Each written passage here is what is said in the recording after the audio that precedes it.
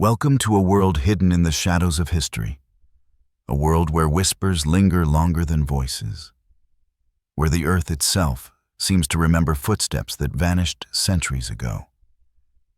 Imagine, if you will, the year 1936. The sun rising over a field where the remnants of chains glint in the dust.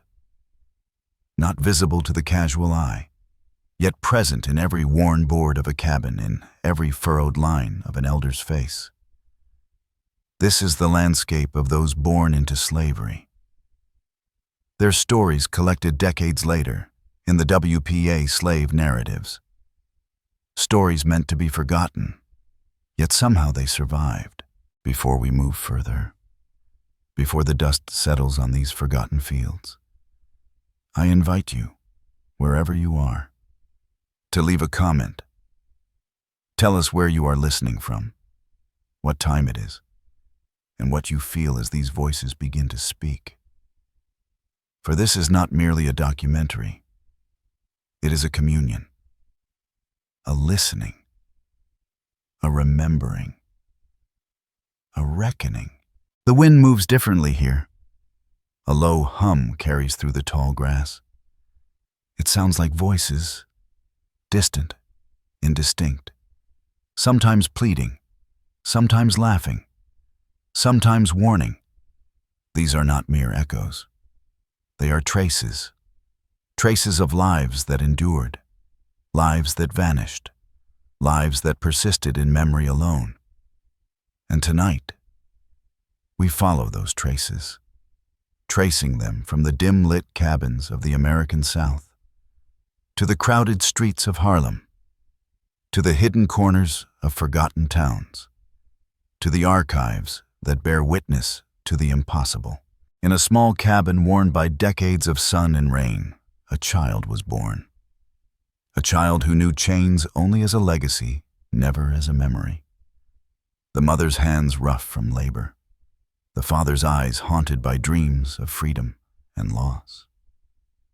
These faces, this cabin, this dirt beneath their feet, hold secrets that would shock generations to come. For in these narratives, ordinary lives intersect with moments of mystery, strange disappearances, whispered warnings, and a tension that refuses to fade.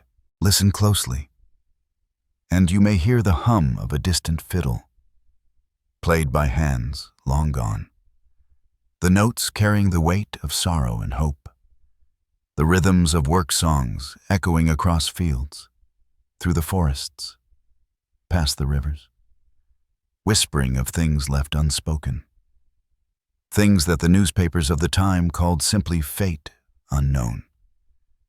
People gone without a trace, places abandoned, families fractured by more than just time. Now, let us walk the path of those voices. In 1936, teams of interviewers moved across the South, carrying pencils, notebooks, tape recorders still in their infancy, seeking the voices of those who had survived slavery, the elderly whose memories stretched back into the 19th century. They spoke cautiously, sometimes in whispers, sometimes with laughter, sometimes with tears, revealing moments that should have been erased. Yet here they are, immortalized in ink, in paper, in the quiet rustle of pages turned decades later. Imagine sitting in a room with one of these storytellers, the light from a single window falling across their face, shadows stretching along the floorboards, the faint smell of wood smoke in the air. The storyteller leans forward, voice barely above a whisper. I remember the night, the chains, the cries in the dark. And you realize you are not merely listening to history. You are stepping into it. You are inhaling it, tasting its bitterness and its strange sweetness. The echo of lives that dared to survive. Somewhere, out in the fields, or by the banks of a river, someone vanished, not from the pages of history, but from the sight of their neighbors, vanished as if the earth itself had swallowed them. these disappearances, these strange absences, became the folklore of plantations, the whispered tales told at night, in the cabins, in the woods, tales that spoke of spirits, of divine justice, of revenge, of escape, of survival, yet always leaving a shadow behind, a question, an echo, that lingers in the air even now. And here, at the beginning of our journey, we consider how many stories were lost, never told, erased by time, by indifference, by fear.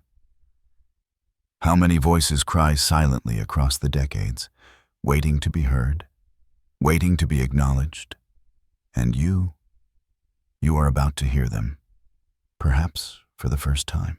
And so, we begin with the first whisper, the first trace, the first step into the world of those born into slavery.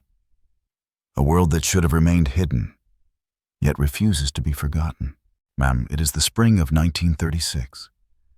The world seems ordinary to the casual observer.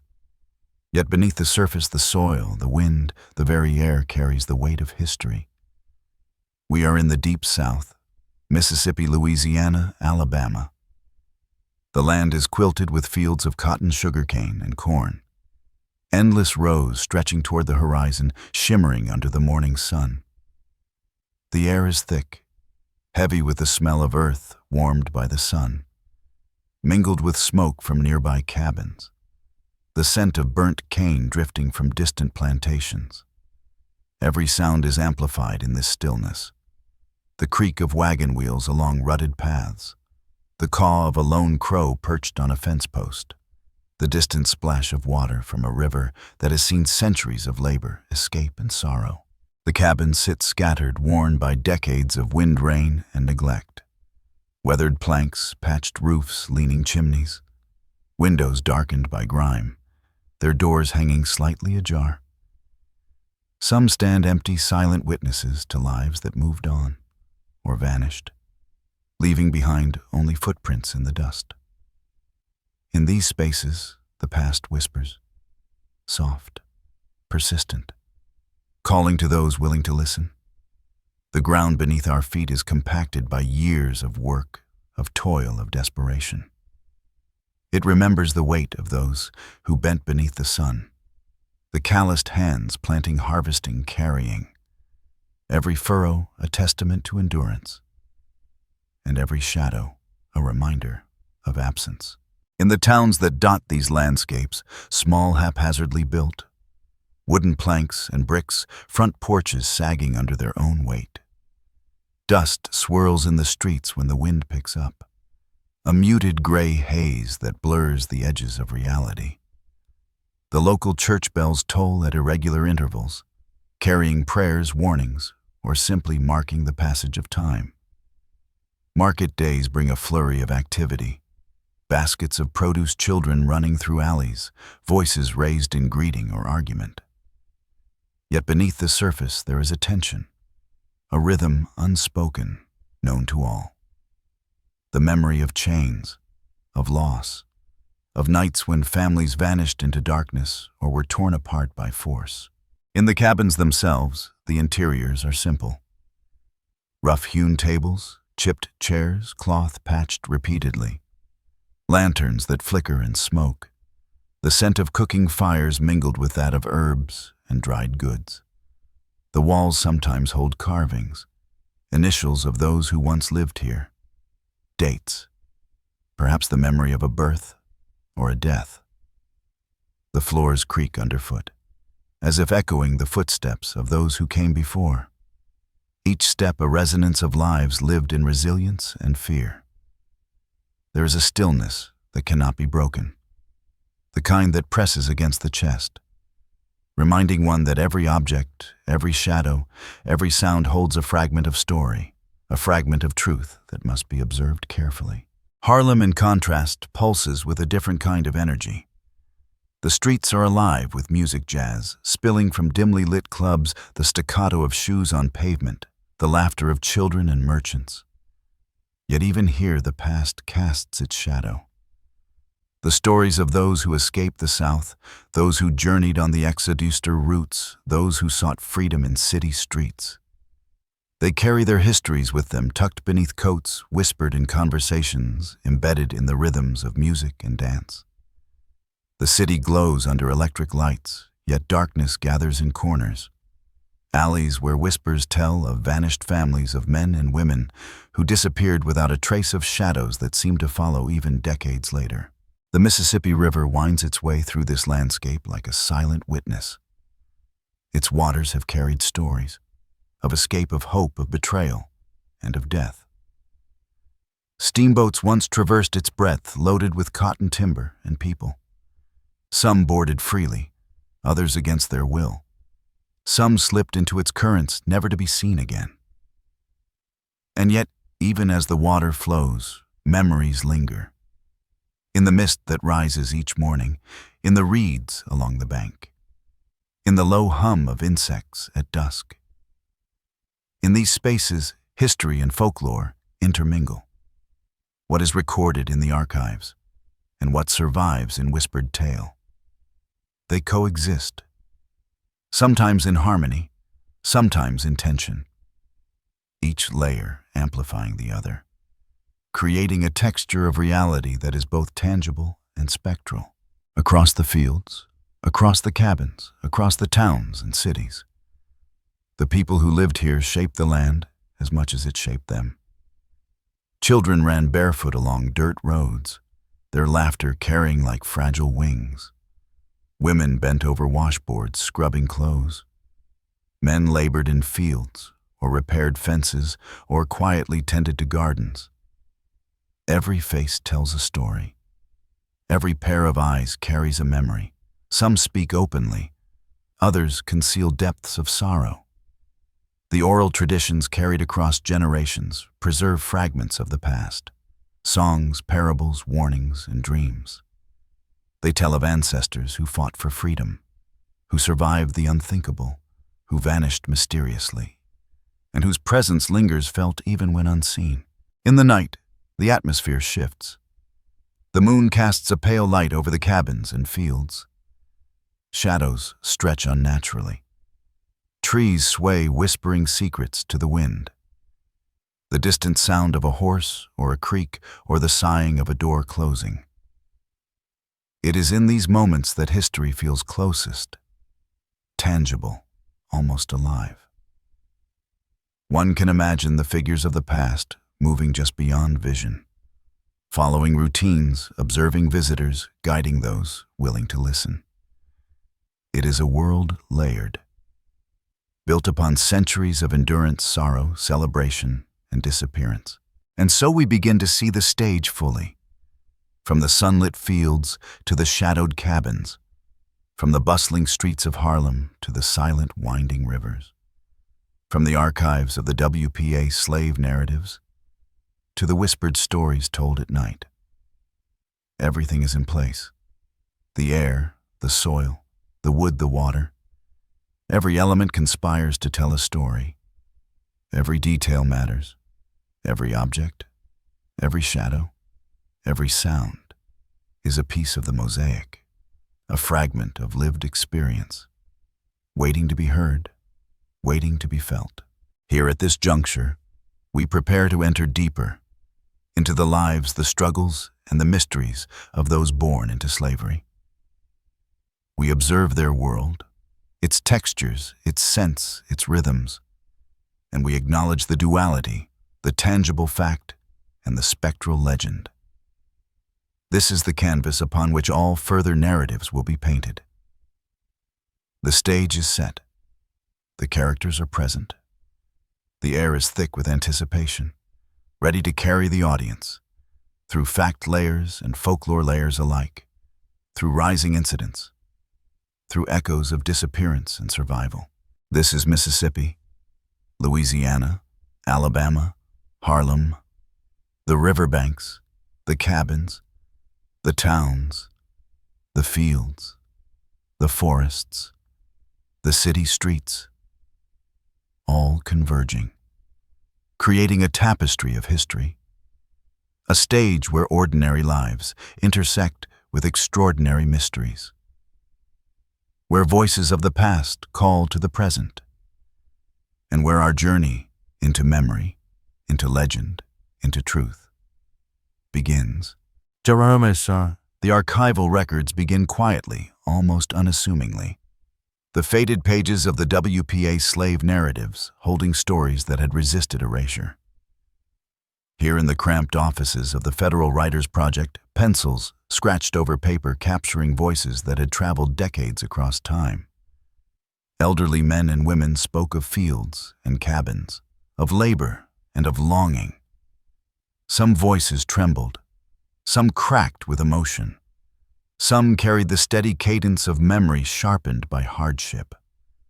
They told of parents and grandparents, of chains and whips, of nights spent hiding from masters or from patrols, of journeys that crossed rivers and forests, often alone, often guided by the light of the stars. Son. One woman, recalling her youth in a Mississippi plantation, spoke of the kitchen where she had spent hours peeling potatoes and husking corn. She remembered the low hum of the wind through the trees, the whispers of other children nearby, the quiet prayers of a mother who feared the approaching night. "I heard them walking," she said. "Sometimes in the dark, sometimes in the shadows. We never knew if they were spirits or men. But we knew to be still, to listen, to breathe quietly."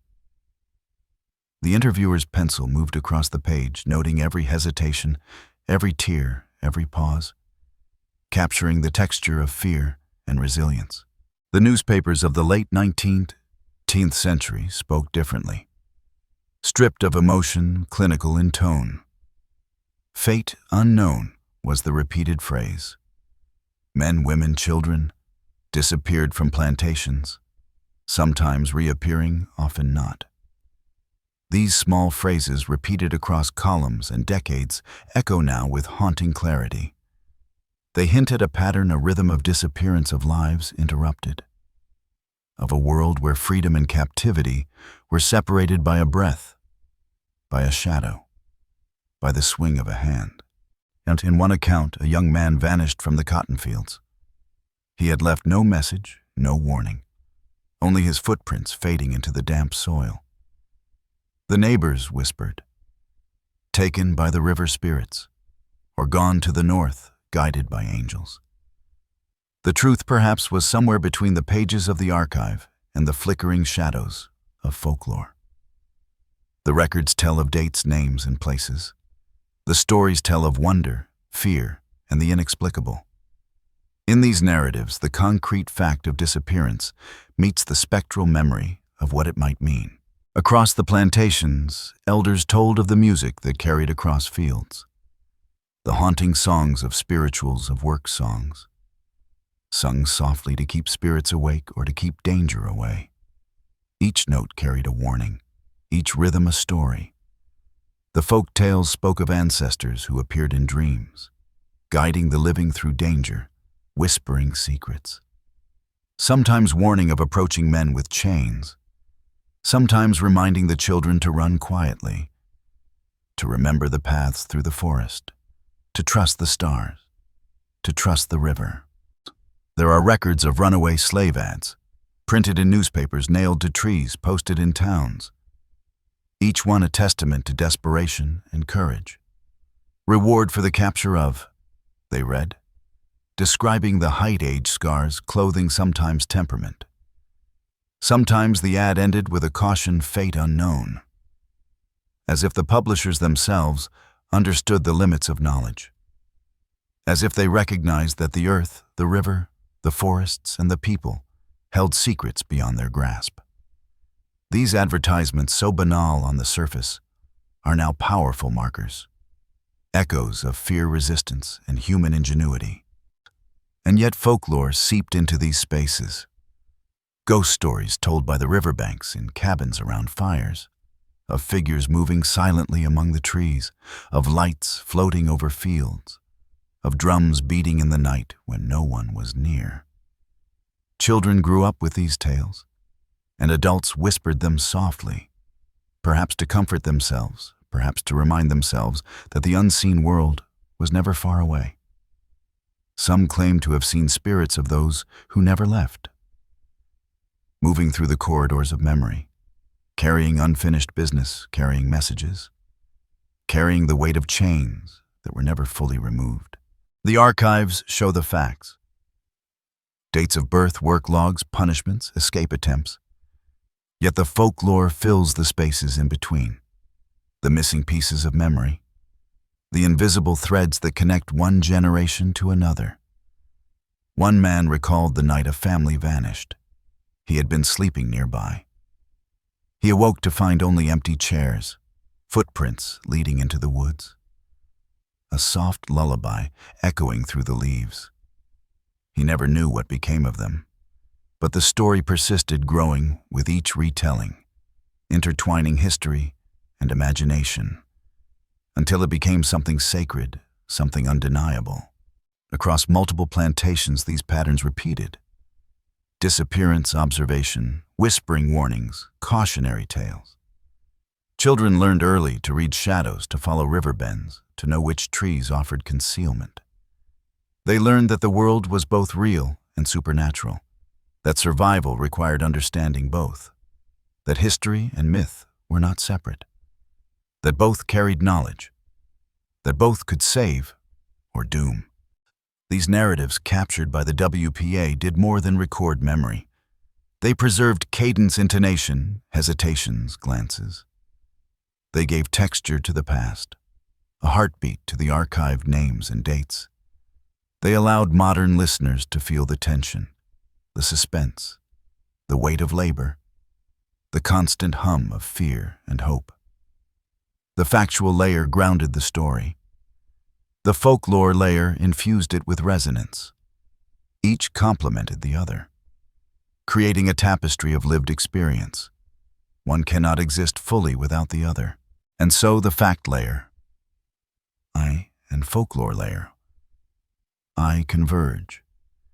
The pages, the interviews, the whispering voices of elders, they form a bridge, a path from the concrete to the ethereal, from the recorded to the imagined. They invite the listener to move carefully, to sense, to feel, to understand that the world of those born into slavery was layered, tangible, spectral, terrifying, beautiful, enduring. Each story, each disappearance, each song carries both fact and spirit. Both must be honored. Both must be heard.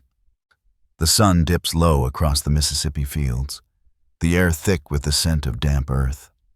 The long shadows of trees stretch across the worn paths. Somewhere in the distance, a creek gurgles softly, carrying with it the secrets of generations. It is here that the first incident emerges. A young man, barely 16, disappeared without a trace. His name was Samuel. He had been tending to the cotton rows, the rhythmic slap of his hoe against the soil echoing across the field. The overseer's call rang out, but Samuel did not answer. The footprints stopped abruptly, leading only into a grove of cypress trees where the fog clung low to the ground. Neighbors searched, called his name, listened, waited. But he was gone, as if swallowed by the earth itself. In another town, the whispers spoke of a house abandoned suddenly. The furniture, intact meals, left uneaten. A woman named Lila had been caring for her younger siblings. Neighbors reported hearing laughter in the night, faint but distinct. Then silence. When the sun rose, the house was empty. No tracks, no signs of forced entry. Only the faint smell of smoke lingering in the kitchen. The story spread quickly among the community, whispered warnings to children and travelers alike. Do not linger here after dark. They walk still, the elders said, referring to figures neither seen nor explained, shadows moving in impossible directions, the folklore merging seamlessly with fact. Across the river, in a small plantation settlement, a unit of black soldiers trained under strict orders. Yet on several nights, the sentinel drums sounded without cause. Alarms blared, men scrambled, only to find the camp empty. No intruder, no fire, nothing tangible. Just the echo of the drum beats fading into the darkness. The commanding officer noted the incidents in the log, labeled them unexplained. Some called it a ghost regiment. Others whispered of spirits of those who had marched and never returned. The soldiers spoke quietly among themselves. They are still out there, watching, guiding, waiting. A rhythm that refused to leave. An echo impossible to erase. A runaway slave captured and returned multiple times left the plantation one night, escaping along the riverbanks under the cover of darkness. His name recorded in the Freedmen's Bureau files was Isaiah. He carried nothing but determination and a small bundle of clothes. He followed the stars, the river, the advice whispered by elders. Each step measured, each breath calculated. Days passed, weeks. When he arrived in a free state, he was exhausted, nearly broken. Yet he survived. The record notes his arrival, but local legend fills in the gaps. Some claim to have seen him guided by a spirit with glowing eyes. Some said his shadow never touched the ground. Others whispered that the river itself opened a path for him. The factual layer speaks plainly. The folklore layer elevates the tale, blending fear and hope into a tapestry of survival. In the swamps of Louisiana, an entire family disappeared one humid night. The cabin door was ajar, the fire smoldering in the hearth. The children's toys scattered across the floor. The neighbors found no footprints leading away, no sounds. Only the faint echo of lullabies carried by the wind. Some say the spirits of ancestors came to guide them to safety. Others say they were claimed by forces beyond comprehension. The newspapers reported briefly, family missing, circumstances unknown. The local community never forgot. The story became part of the oral tradition, passed from generation to generation. A warning, a lesson, a memory. At a small crossroads near a river bend, a child vanished while playing. The mother called. The father ran. The neighbors joined the search. Nothing. Only the breeze rustling through the tall grass. The elders said the child had been chosen, that some spirits claim those who wander too far. Some whispered of the phantom paths, trails invisible to the living, followed only by those lost. These legends filled the gaps left by fact, giving form to the inexplicable, blending terror and reverence, teaching caution while celebrating endurance. One elderly man, recalling the Reconstruction era, spoke of nights when fires burned in the distance, towns abandoned, homes left untouched but silent. We could hear them marching at night, he said. Not the soldiers we knew. Something else. Something alive and not alive.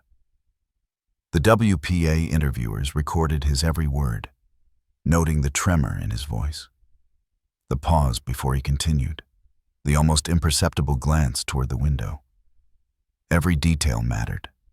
Every nuance became part of the narrative, bridging the fact of empty towns with the folklore of spirits, shadows, and echoes of lives disrupted. The many incidents continued. A woman disappeared from her porch. A man vanished from a field. A child never returned from a river crossing. Each occurrence noted in government records. Each occurrence retold in whispered stories, sometimes exaggerated, sometimes silent, always haunting. The repetition of these events created a rhythm of fear and vigilance, a pattern discernible only to those who lived through it. Each disappearance became a touchstone for communal memory, a lesson passed silently from neighbor to neighbor, a spectral marker etched into the landscape itself. Matsumu, the tension rises further when considering that these stories intersect, footsteps in one county mirrored by vanishings in another. Songs carried on, the wind spoke to multiple communities. Drums beat in the night echoed across plantations, suggesting that the unseen threads connecting these events were real, that the spirits, the memories, the vanished, were part of a larger narrative, a story that refused to be told simply, a story that demanded both attention and respect. Asium. And as we listen, we feel the pull of these incidents, the rising dread, the curiosity, the wonder. Each mini-case builds upon the last, the shadow of what is missing growing longer, stretching across the fields, the cabins, the towns, across rivers and forests, connecting past and present, fact and folklore. The audience is drawn in, compelled to follow the paths of those lost, to understand, to empathize, to bear witness. By the end of these rising incidents, the stage is set. The tension, the fear, the mystery, the interplay of fact and legend, all converge, preparing us to move into the deeper layers of narrative, into fact layer 2 and folklore layer 2, where the stories will intertwine with historical records, ritual dreams, and lingering spirits. The rising incidents have shown us that disappearance is never simple, that survival is never guaranteed, that history and legend walk side by side, guiding the audience toward the heart of the story. The records tell us one thing, the stories whisper another. In 1879, documents note the migration of exodusters moving north, families leaving the delta, leaving behind fields soaked with sweat and blood, leaving behind cabins, possessions, memories. Each ledger entry lists names, ages, destinations. But the entries cannot capture the fear, the hope, the prayers whispered under the moon, the cries carried by the river. They do not capture the feeling of being pursued by shadows that have no face. The historical record is precise, methodical, impartial. Yet the folklore layer hums beneath the ink, murmuring of spirits guiding travelers, of ancestors appearing in dreams, of phantom figures that guard the crossing paths. Asimemna. A young woman named Clara journeyed with her family along the muddy trails. The official record states their departure, but the whispers fill in the silence. She dreamed each night of her mother long gone, reaching a hand from beyond, warning of dangers along the river. She recounted visions of glowing figures moving through the marshes, their shapes human and not human. Her dreams told her which paths to take, which bridges to avoid, which trees held shadows that could lead one astray. The factual record confirms the family arrived safely. The folklore preserves the guide of the unseen, the invisible hand that led them. In the urban sprawl of 1920s Harlem, the stories shift. Newspaper articles report on sudden disappearances, men leaving one night, never to return. Authorities label it unknown circumstances. Yet the oral histories speak differently. There are reports of rituals, secret societies preserving African traditions, dream narratives predicting arrivals and departures. A young jazz musician spoke of seeing a shadow move independently along the cobblestones. He described the figure as familiar, yet impossible, whispering notes of songs long forgotten, warning him of dangers lurking in the city's corners. The factual reports are cold, impersonal, but the folklore remembers the pulse, the rhythm, the spectral presence that shapes lives in subtle, haunting ways. On plantations that had survived the Reconstruction era, elders told of night ceremonies, of fires lit deep in the woods, drumming that echoed across fields long after the workers had returned to cabins. Some rituals were protective, meant to safeguard the living from the restless spirits of the enslaved dead. Others were prophetic, seeking messages in dreams in the wind, in flickering shadows. Each story blurs the line between tangible history and legend. Fact records the fire, the drum, the date. Folklore preserves the meaning, the unseen, the soul of the act. During the Civil War, regiments of black soldiers faced not only enemy fire, but strange occurrences on the battlefield. Reports describe phantom movements, columns marching silently where no one should have been. Fate unknown appears repeatedly in military logs, names recorded, lives vanished. Some veterans spoke of hearing orders whispered in the wind, footsteps accompanying them in the dark, shadows moving independently of any human form. Fact tells of the battles, the casualties, the movements. Folklore tells of the spirits, of courage and fear entwined, of the lingering presence of those who had marched before. In a small Mississippi settlement, the local schoolteacher recalled the night her entire family disappeared.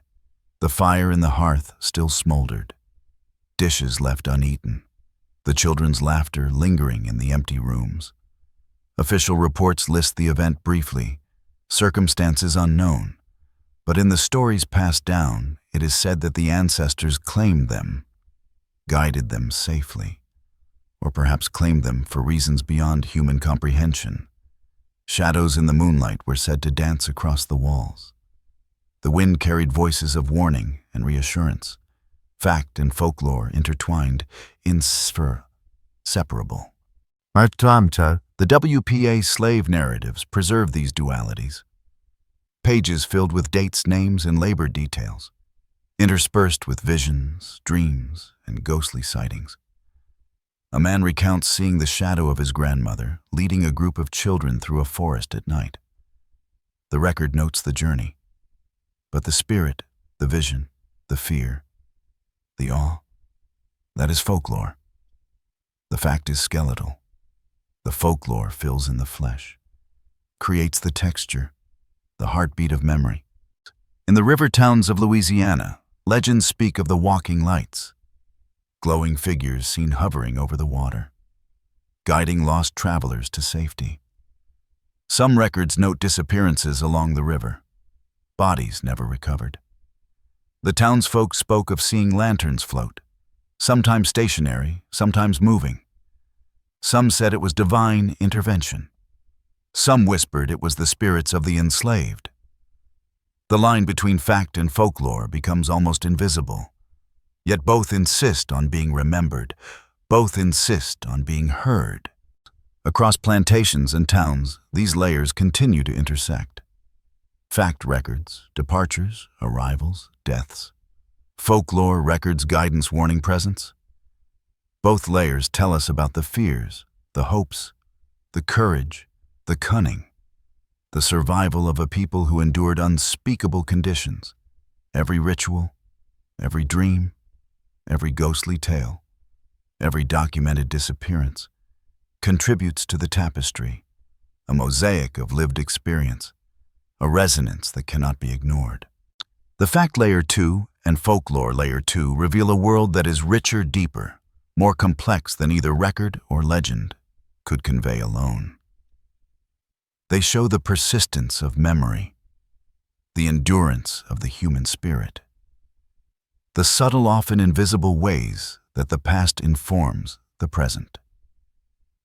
These stories, half recorded, half whispered, intertwine to create a rhythm, a heartbeat, a pulse that guides us further into the narrative, asking us to witness, to feel, to remember.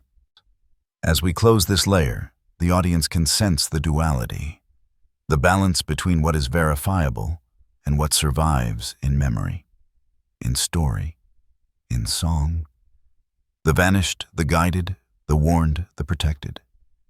each thread weaving through history and folklore, forming patterns that shimmer at the edge of comprehension.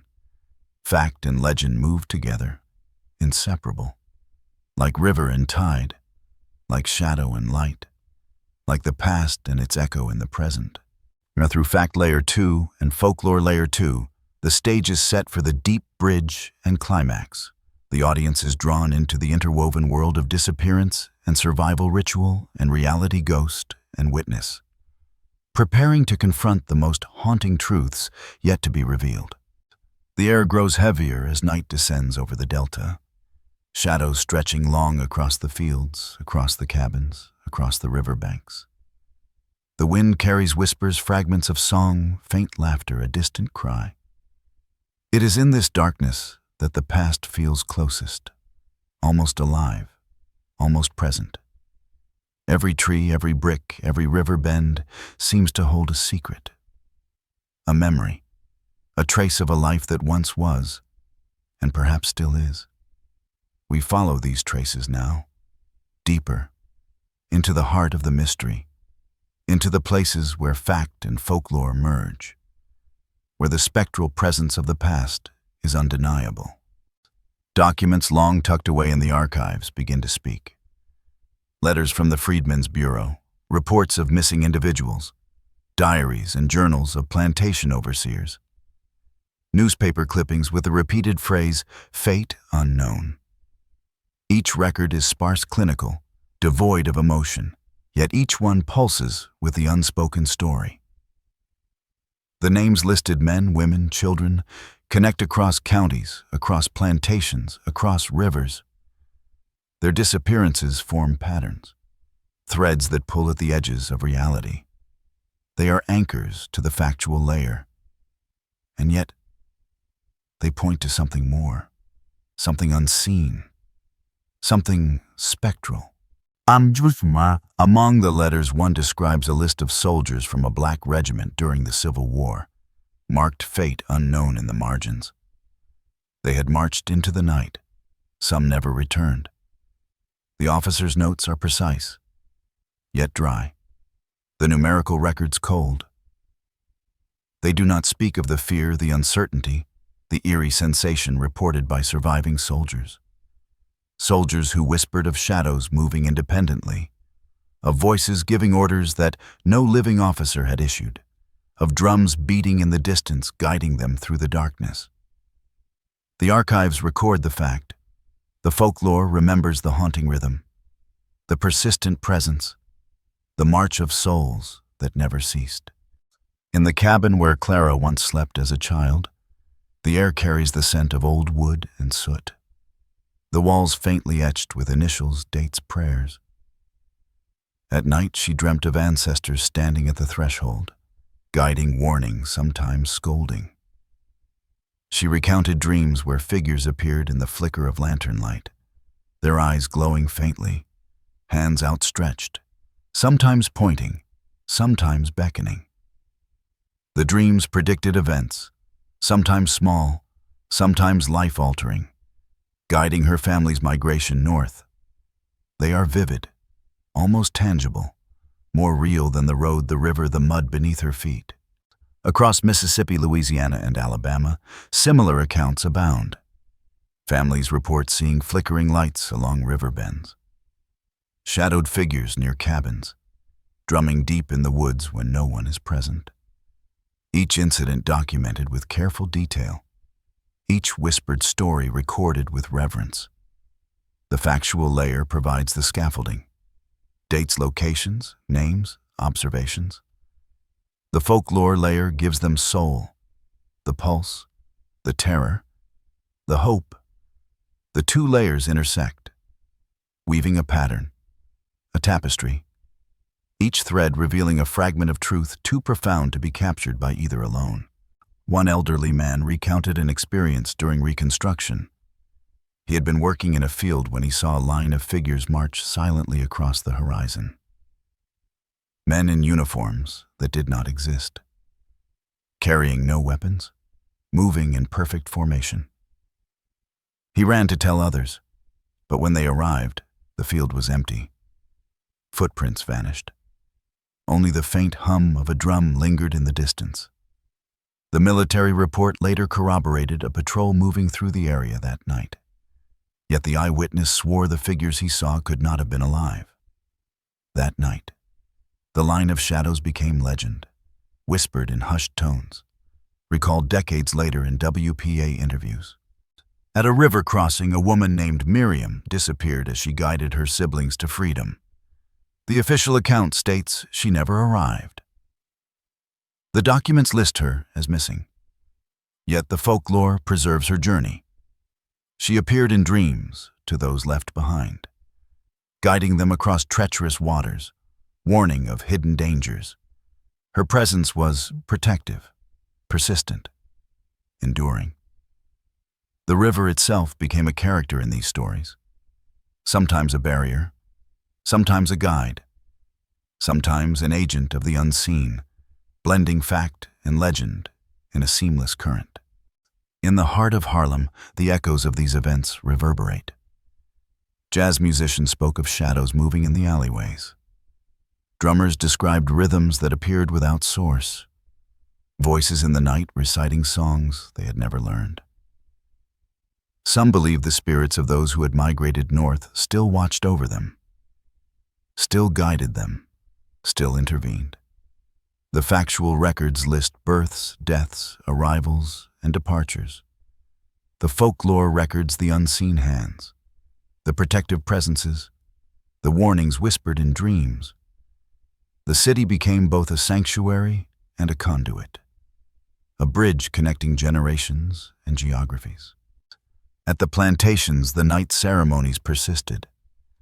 Fires lit in secret glades, drumming that echoed across the fields.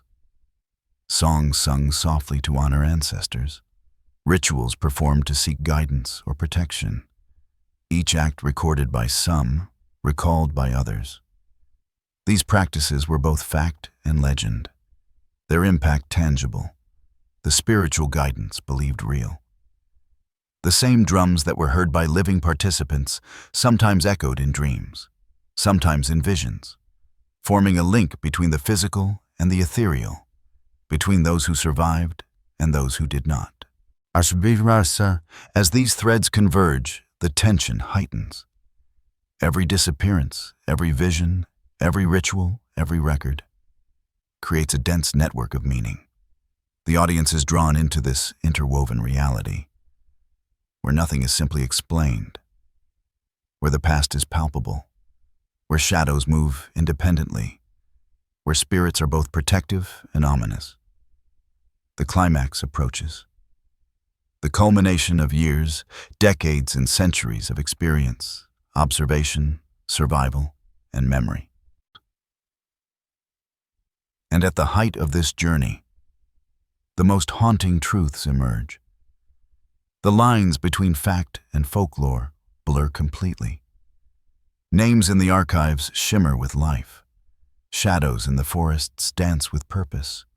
Spirits appear in dreams to guide, warn, console, and accuse. The vanished are present. The living are guided. The river, the field, the cabin, the city street. All become stages upon which history, legend, and memory perform simultaneously. Every heartbeat, every breath of wind, every rustle of leaves, every flicker of light carries meaning. It is all connected, all alive, all waiting to be witnessed. The deep bridge is crossed. The climax has arrived.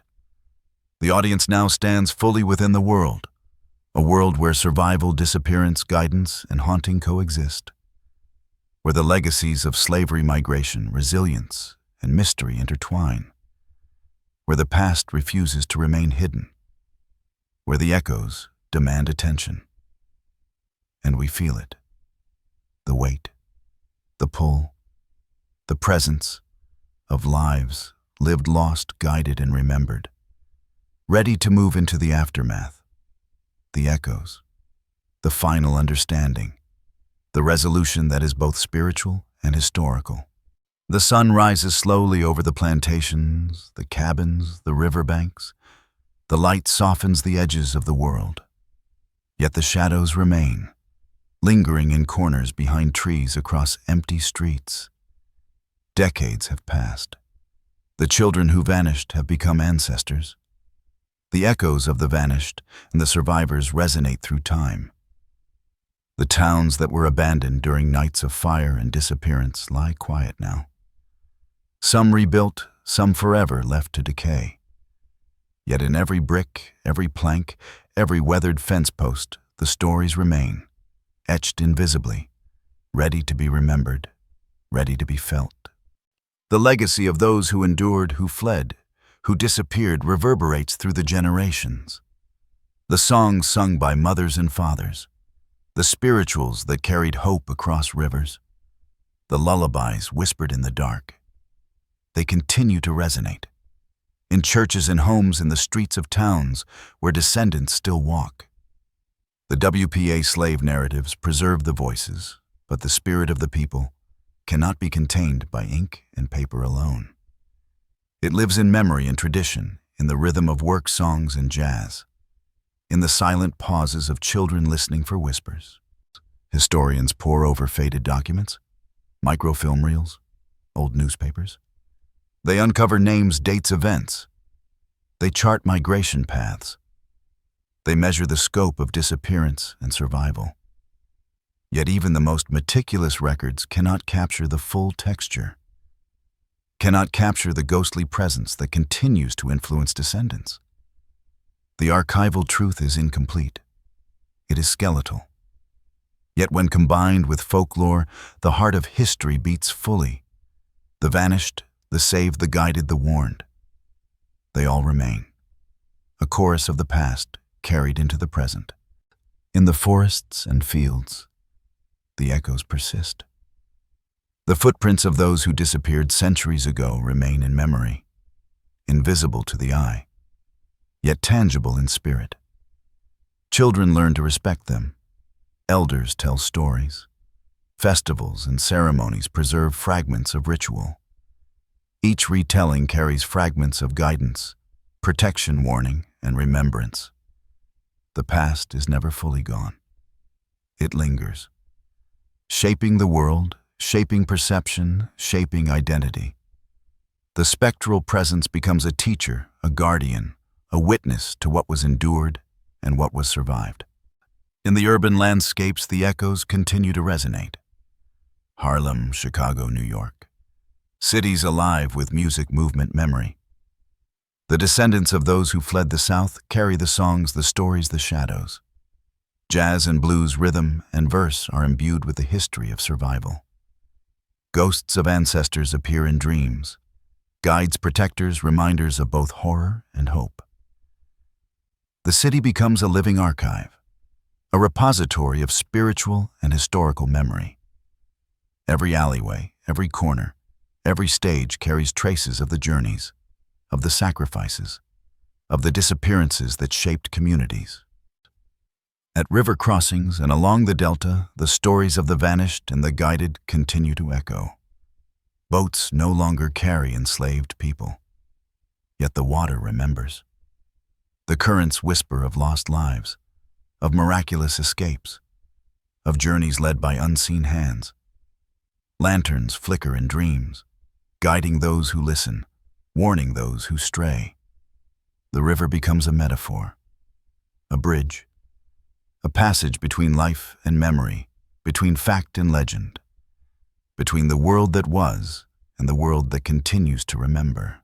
The cabin doors are weathered, the hearths cold, the furniture faded, yet when the wind blows or the sun falls at a particular angle, shadows move as if the rooms are still occupied. The children who vanished are still there. The parents who guided them are still there. The rhythms of work, the sounds of songs, the echoes of steps, they persist. They haunt. They instruct. They console. Every creak of a floorboard, every sigh of the wind through the trees, speaks the language of survival, of endurance, of history that refuses to be silent. And so we witness the intertwining of past and present, fact and folklore, absence and presence. the vanished, and the surviving. The narratives captured by the WPA are only part of the story. The other part exists in memory and spirit, in the ongoing heartbeat of communities. In this convergence, we see the resilience of a people, the persistence of culture, the interplay of fear, hope, survival, and reverence. Every story, every disappearance, every dream contributes to the mosaic, forming a continuum that reaches forward into our time. The echoes of these lives demand acknowledgement. They compel us to remember, to listen, to bear witness, and in listening we honor them. We carry their memory, we carry their lessons, we carry their ghosts, the children who never returned, the adults who guided them, the families who disappeared into night. They are all part of this tapestry, alive in history, alive in story, alive in the spaces between fact and folklore. As we close this narrative, we are reminded that history does not end. The shadows remain. The whispers persist. The spirituals continue to rise in churches. The ghost stories are retold around fires. The lessons endure. This is a history that refuses to be complete, that cannot be fully catalogued, that exists in the interstices of memory, record, and imagination. A world that is at once tangible and spectral, terrifying and beautiful, real and mythic. And now, as you sit with these stories, as you reflect on the vanished, the guided, the protected, the warned, consider what echoes remain in your own world. How do we carry forward the legacy of endurance? How do we honor those whose voices survived only in whispers and fragments? How do we keep alive the lessons of the past while facing the realities of the present? These questions linger, not as conclusions, but as invitations, as challenges, as continuations of the story itself. You have listened, you have witnessed, you have traversed time, space, memory, and legend. And in doing so, you are part of the continuum, part of the acknowledgement, part of the remembrance. You have heard voices that history almost silenced, voices that refuse to be erased, voices that continue to shape, guide, and haunt the present. Thank you for joining this journey, for walking among the cabins, the rivers, the towns, for listening to the whispers, the echoes, the ghostly guidance, for understanding that history is not merely recorded, it is felt, lived, remembered. Subscribe, follow, engage. Keep these stories alive. Carry them forward, and perhaps listen again closely. For there are more voices still waiting, more stories waiting to be heard, more truths hiding in shadows that refuse to be forgotten.